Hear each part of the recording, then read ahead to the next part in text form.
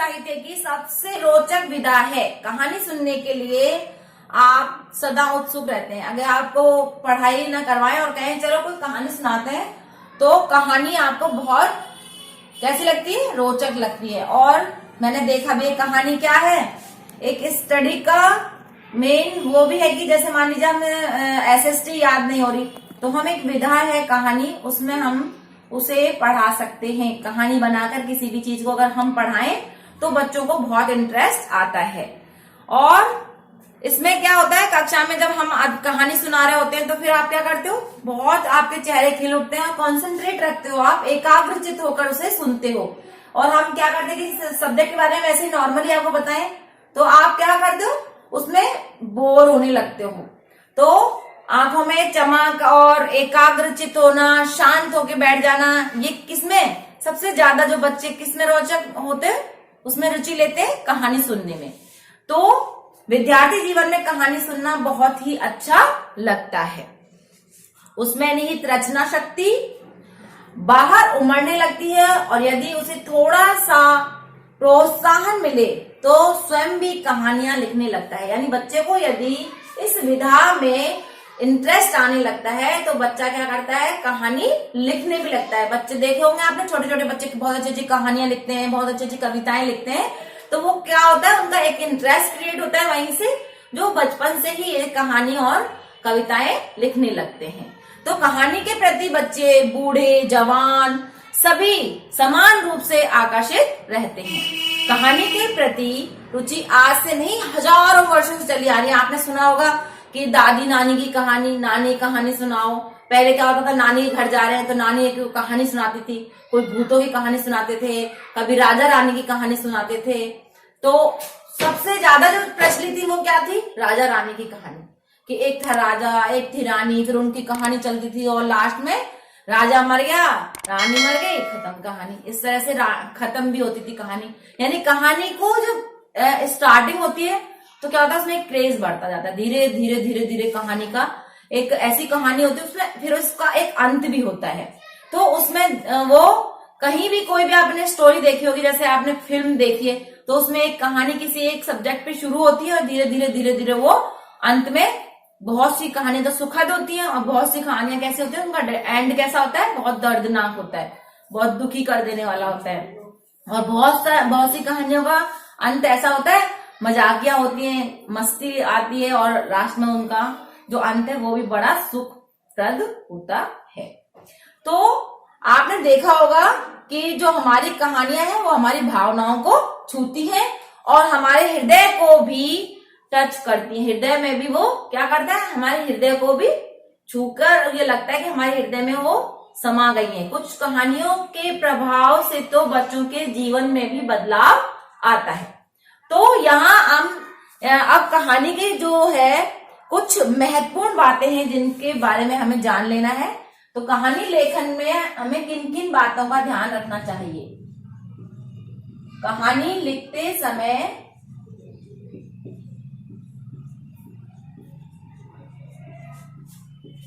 ध्यान देने योग्य बातें।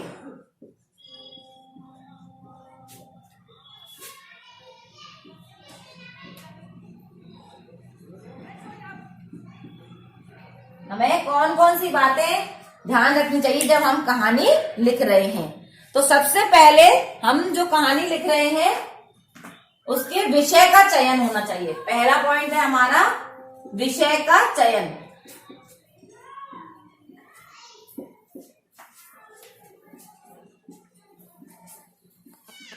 यानी हम अपने टॉपिक का सिलेक्शन करें सबसे पहले, है ना। तो कहानी का वो है, जो भी हम कहानी लिखना चाहते हैं उसके विषय का हमें चयन करना है। और जिस विषय में आप कहानी लिखने जा रहे हैं उसका चयन करने के बाद ही, उसके बारे में जानकारी लेने के बाद ही सोच समझकर हम उस कहानी को लिखेंगे। उसके बाद है उसकी रूपरेखा।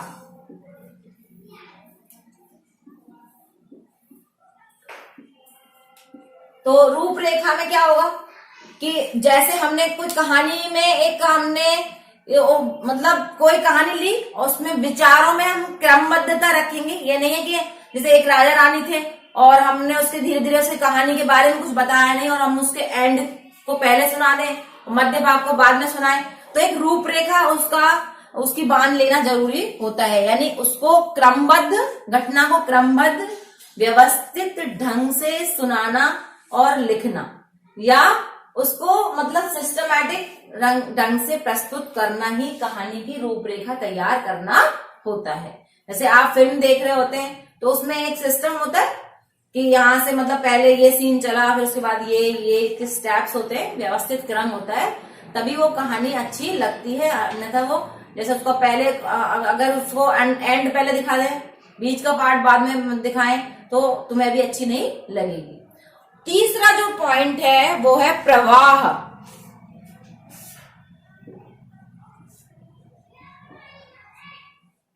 रिदम, जैसे कहानी में एक प्रवाह होता है जिसके अनुसार कहानी चलती है। यानी वाक्यों में ऐसी व्यवस्था होनी चाहिए जिसमें कोई एक क्रम हो। जैसे टूटा हुआ क्रम नहीं होना चाहिए, टूटने का कोई क्रम ना हो, उसमें एक फ्लो होना चाहिए। ठीक है, तो उसे कहते हैं प्रवाह। ये नहीं है कि बिना प्रवाह के ही कहानी चल रही है। उसके बाद है शीर्षक।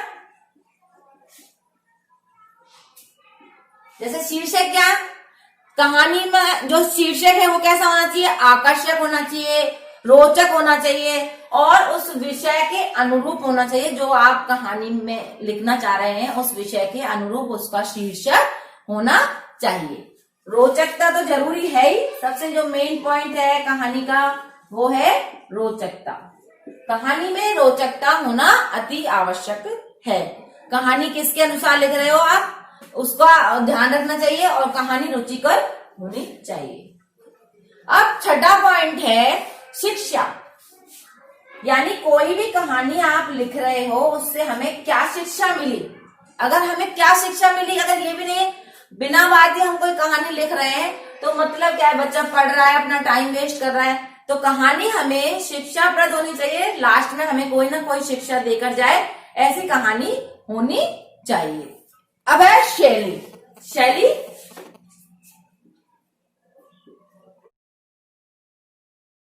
शैली कैसी होनी है कहानी में, ये ध्यान में रखें कि लिखने का जो तरीका है वो क्या है। शब्द जो है, उसके जो शब्द हैं या उसमें जो चित्र हैं, उनको आप जो देखकर लिख रहे हो, उसकी जो शैली है, लिखने की जो शैली है, वो कल्पना शक्ति आपकी उसके अनुसार होनी चाहिए। जो आप इसमें जो रूपरेखा, प्रवाह, शीर्षक, रोचकता, शिक्षा के अनुसार ही आपकी शैली होनी चाहिए। यानी कि अगर आप इसमें पूछे गए किसी, जैसे इसमें मान लीजिए आपने कोई विषय है आपके पास और उसके अनुसार उसकी शैली नहीं है, तो कहानी कैसी होगी, निरर्थक सी लगेगी, कोई उसका आधार नहीं लगेगा। तो उसमें क्या होना चाहिए, सोच समझकर, कल्पनाशीलता, विचारों के तालमेल के अनुसार ही उसे लिखना चाहिए। तो ये तो आपके पॉइंट्स हो गए, आपके बिंदु हो गए कि आपको कहानी लिखते समय किन किन चीजों का ध्यान रखना चाहिए। तो आपने बचपन से बहुत सारी कहानियां सुनी होंगी, बहुत सारी कहानियां लिखी भी होंगी। आज हम एक छोटी सी कहानी है उसके बारे में हम एक उदाहरण के रूप में, जैसे संजीवनी विद्या।